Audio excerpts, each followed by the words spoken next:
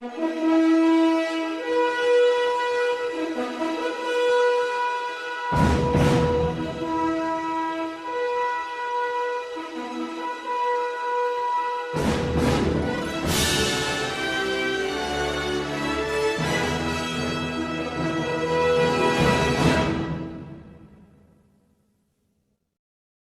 is a human heart.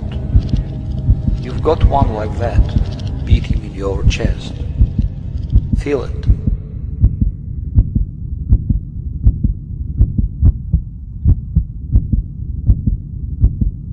It's 1 out of 6 billion. This is the counter of my heartbeats. You also have it like everybody else. Unfortunately, it only counts down. Every second we inevitably get closer to grand final. Surely, I hope that I'll live a long life just like you would.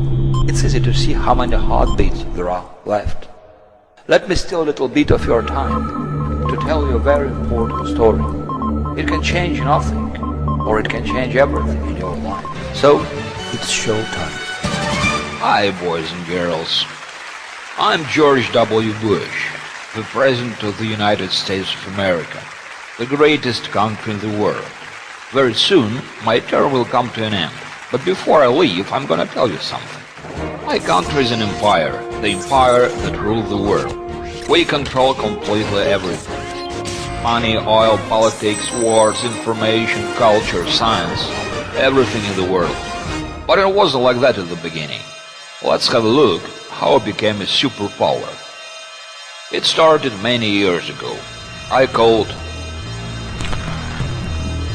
the Big American Show. At the beginning, we were not that strong. Europe and Russia were much stronger. Great civilizations. So we started to solve this problem by planning and provoking the First World War.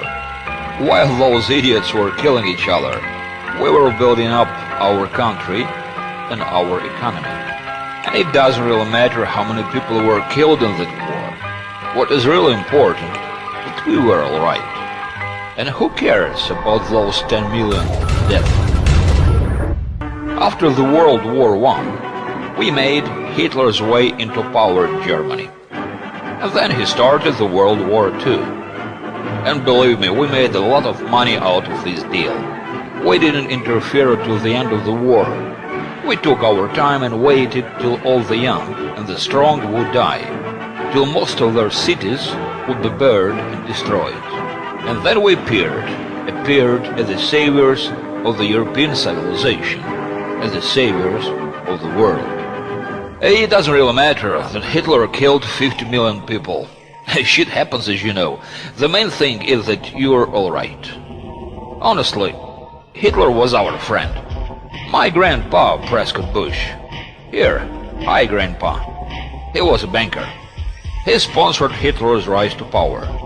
And he also thought that there was a master race, and there were lower races.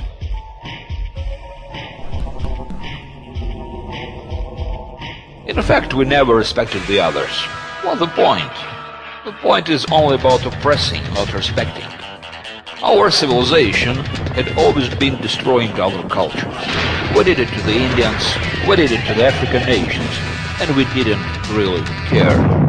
We had jazz, and we had movies, and they had war. Jazz, movies, and the war were the opposite sides, smart, isn't it? My grandpa once told me the story how he arranged Pearl Harbor with his buddies. It was later when we managed to rewrite history.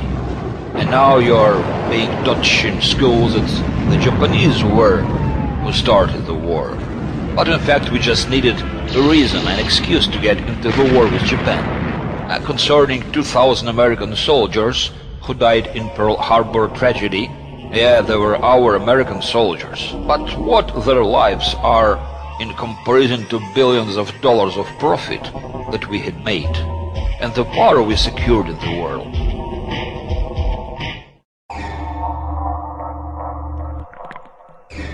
Yeah, we won the war. We got out of it more than the others. Russians and Germans, they were just stupid cannon fodder, like the others. but only think that it was enough to give them a couple of saucies and some second-hand equipment, and they could finish the deal for us. We needed to show everyone that we are stronger, so we dropped two nuclear bombs on two peaceful Japanese cities. Thought there would be no questions left. Yeah, 200,000 people got killed, but it was worth it. And when everything was over, a new problem appeared. The Russians this time. They were the only civilization that was claiming to be the superpower, just like us. Besides, they had nuclear weapons, so it wasn't real to get them by force, and we had to fathom another strategy. But about that we're gonna talk later. First of all, let's come back to Europe. The biggest problem for us in Europe was the problem of their ancient culture and history.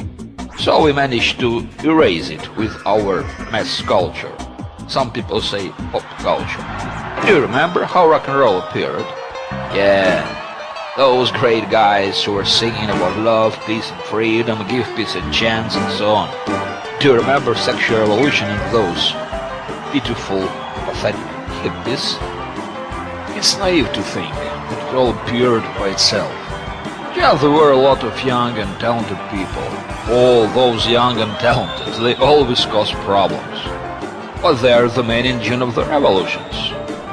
Back then we created the first social virus.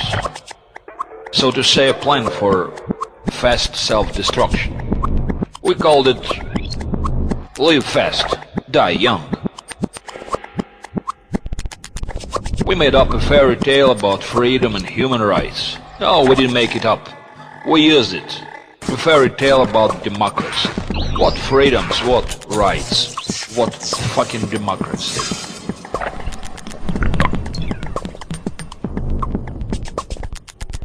They don't even exist. Our interests, that's the only thing that matters. It's us who decide who is free and democratic and who is not. We don't care who thinks what. The development of mass media had led us to control practically all the information flows. We needed to make new reason to live for peasants, the one that would give us maximum profit as well. So we created a consumer society, a society in which a chase after the absolute waste had become a meaning of life. A man gets bored, then goes to school, works, settles down, gets married, raises kids, gets old and then dies. We control his actions on every life stage and in all the life spheres. Mass culture is a culture of simple instincts and screwed up values. But this gave us an opportunity to control minds of people and dissolve and destroy their lifestyles. Not only simple people, but nations as well. Big nations. For example, Europeans and Russians, they don't want to have children anymore. They don't want to have families. They don't want to get married. Many don't give a shit where they come from, what was their history, and who is in charge in their own countries. Their cities are being crowded with immigrants, and those immigrants will soon chase them out of their houses and territories. And so those countries will become like America, countries without history. Freedom, don't give me that shit. Freedom today is a choice between different kinds of soap and car brand. People earn money, then spend it all. That happens through our accounts, our bank accounts. So their life is our income. The more you buy, the more we get. But let's come back to Russians. We forced them to get into the arms race. They couldn't win this race with their economy, so it was just a red herring. But thanks to that, we could have more weapon deals. While they were building rockets, we were beating them with gins, Coca-Cola and naked asses of our women and men.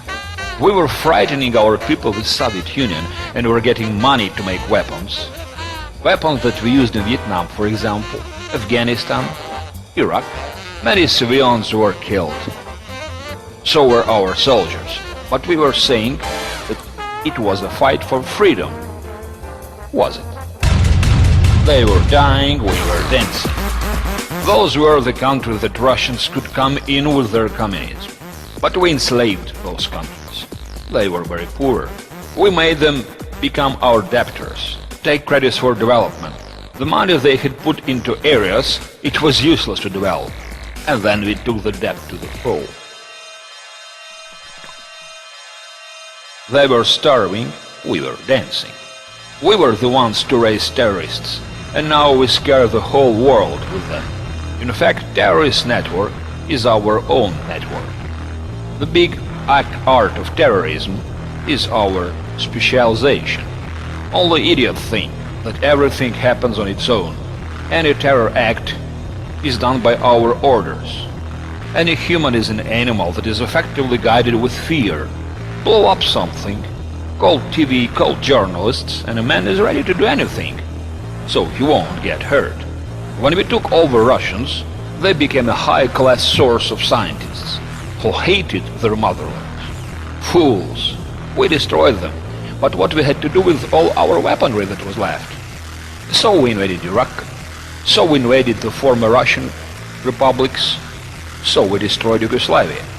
Under our instructions, the innocent people were killed, but we didn't care, because we don't care about anything. We don't care about those subhumans. They were dying, we were dancing. When we were through there, the question was raised, what to do next? So we needed a new enemy, and we came up with it. It cost us only 5,000 lives, and here he was, Osama bin Laden, by the way, our good family friend. We destroyed Twin Towers and got blank check on human rights violations. We can do whatever we want. We can put anyone behind bars. We can torture, kill, just the way it is happening in Guantanamo, and no one can do nothing about that. Who cares that towers were destroyed by soldiers? Who cares that there were no passenger Boeing crashing into Pentagon? Nobody. People are just stupid idiots that do whatever we want. We organized series of overturns in the former USSR republics. With the financial help and our information technologies, we made these countries our colonies. We called it a fight for freedom. But as we all know, it doesn't look much like freedom. In Baltic states, Hitler's followers are in power. In Ukraine and Georgia, presidents do not give a damn about their people and follow our orders, killing opposition leaders and closing independent mass media. We need Georgia as a military base for Iran, and we need Ukraine to get closer to Russia. Their economy fully depends on us. In the countries we enslave, we usually destroy competitive businesses. Why not? Smart, isn't it? Democracy is juicy, everything else is just a play. It's a big American show. As you can understand, step by step we learn how to make our technologies even better. So today we are professionals. Now it's election time in the United States. Two candidates are jumping around. All you can see is Obama or McCain, McCain or Obama. One of them got behind, so we needed to raise up his scores a bit. For that we needed one little successful war. So we armed one crazy Georgian president, Saakashvili, and told him to attack South Ossetia. But he carried out genocide there, exaggerated a bit, shit happens, you know. On the 8th of August, Georgian soldiers, including some Americans on their side, killed more than 2,000 civilians and some Russian peacekeepers. All our TV channels were staying quiet and waited till Russia will retaliate. When that happened, Georgians' army ran away like rabbits. All our channels started broadcasting that it was Russia who attacked Georgia. All thought it was a pure lie. American show is death and grief for millions of innocent people.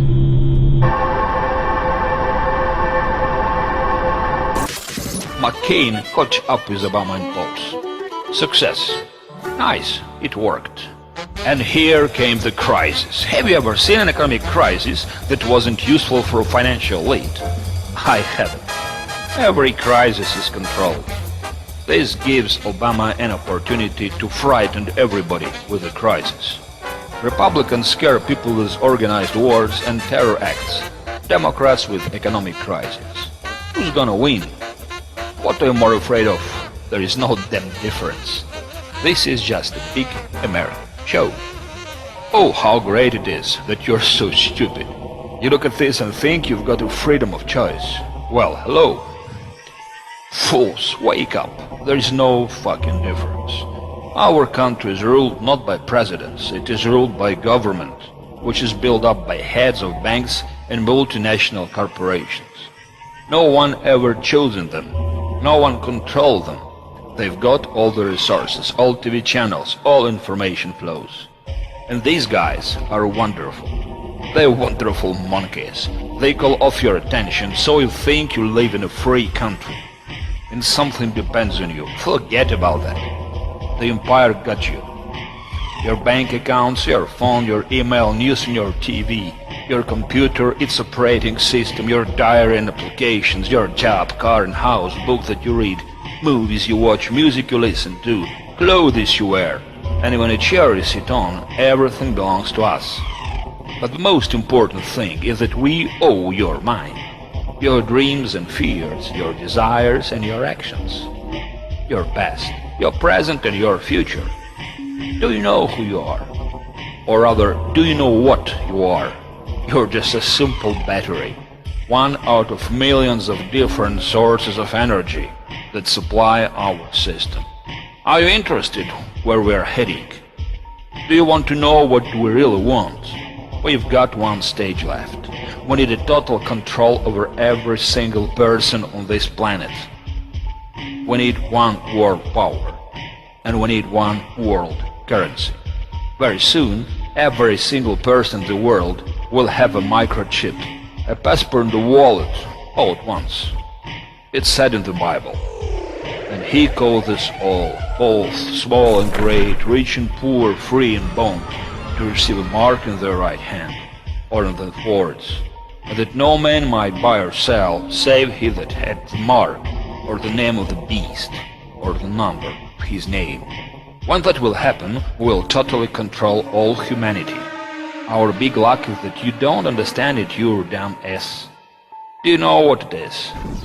This is your heart. Why is it in my hand? Just because I owe it, like I owe you. It's mine. Bye-bye, girls and boys. This is a human heart, a life spring. This counter shows time till the end. Take a thought. Are you heading in the right direction? Are you living the right way? Do your values really matter? The only way to survive is a global resistance. Look for the truth. Speak the truth. Bring back your heart.